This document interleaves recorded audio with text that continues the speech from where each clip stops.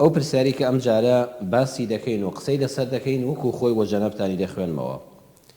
بەڕێزێک دیارە ئافرەتە نووسیوێتی بە ئەرگ نەبێت ئەو پرسیارم بۆ بکەی لە مامۆستا فاتیح.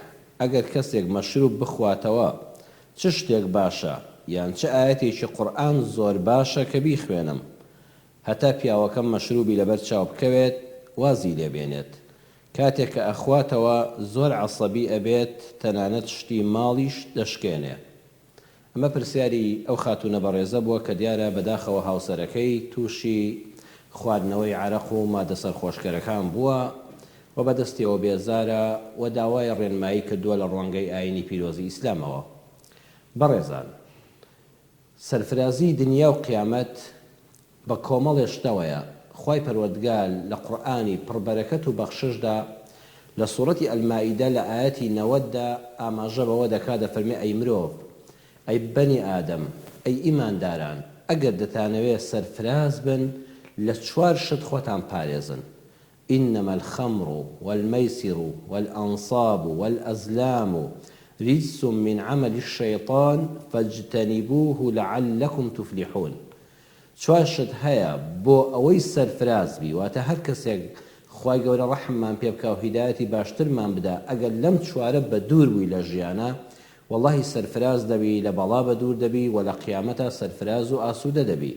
ئەوانیش خوای پەروەردگار دیاری کردوون، دەفەرمێت دڵنیا بن، دڵنیا هەموو مادە عەرەق و سەرخۆشکەرەکان هەر ناوێکیان هەیە، عەرەق و هەموو جۆرەکانی و بە هەموو ناوەکانیەوە، هەموو ئەوانەی مرۆڤ سەرخۆش دەکەن، بەنج و جێژی دەکەن، هەموو قومارێک، هەموو جۆرەکانی قومار، هەموو ئەنساب ئەوەیە بەڕێزان کاتی خۆی بەردێک هەبووە کە لەسەر شکڵ نەبووە، بەڵام ئەگەر شکڵی مرۆڤی بۆ کرا، ئەگەر شکڵی مرۆڤی بۆ کرا یان شکڵی شێرێکی بۆ کرا، ئەوە پێی دەڵێن وەسەن جیاوازە لەگەڵ ئەزلام. وەسەن و سەنەم ئەوە شکڵی هەیە لەسەر شکڵی مرۆڤێک دروست کراوە بتەکان، هەیە لەسەر شکڵی شێرێک باڵندەیەک ئاژەڵێک دروست کراوە، هەشە بەردێکی ڕێکەواتە هیچ شێوەی لەسەر نییە، ئەوەی بەردێکی ڕێکە ئەنسابە.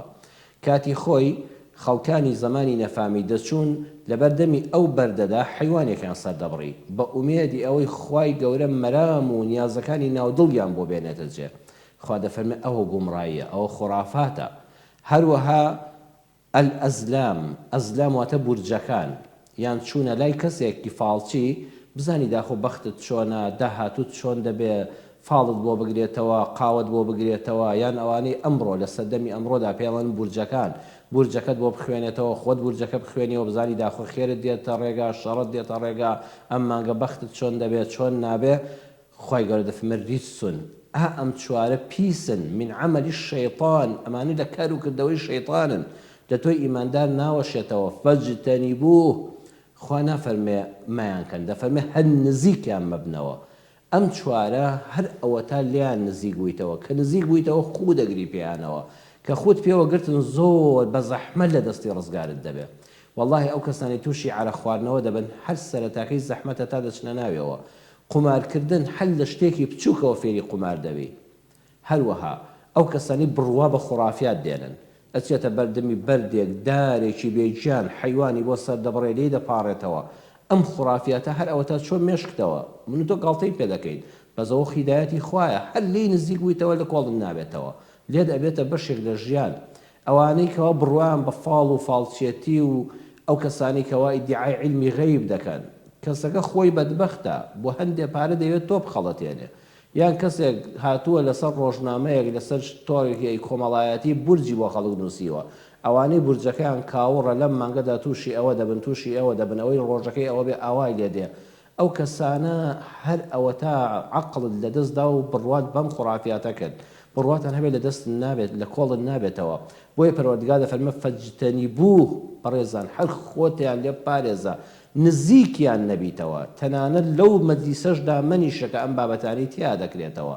خوا نەفەرمێ هەر عەرەق مەخۆوە، هەر لە مەجلیسێکیشەدا نەنیشی کە عەرەقی تیا دەخورێتەوە، هەر پێت پیس بێت دەست لەو شوشەیەش دەی کە ئەوەی تێکراوە، هەر وەرەقەی قومار، تەنانەت نەک قومار نەکەی، دەست لە وەرەقەی قوماریش دەی، بەڕاستی وابزانە بچین بە سابوونێک دەست بشۆیتەوانە و مناڵەکان دوا فێرکەی، ئەوە هەر دەست لێدانی پیسیە، ئەبێت دەست لێدانی بە پیسی بزانی. هەموو شتێکی خوڕافی غەیری خوای پەروەردگار هیچی بەدەست نییە. هەروەها هەر کەسێ بڵێ چرکەیەکی تر سعاتێک ساڵێکی تر مانگێکی تر تووشی ئەوە دەبێ بێ گاڵتت پێی بێ ئەگەر ڕاز دەکا بە بەخت بۆ خۆی بگرێتەوە بانی هێنیەکانی خۆی بزانێت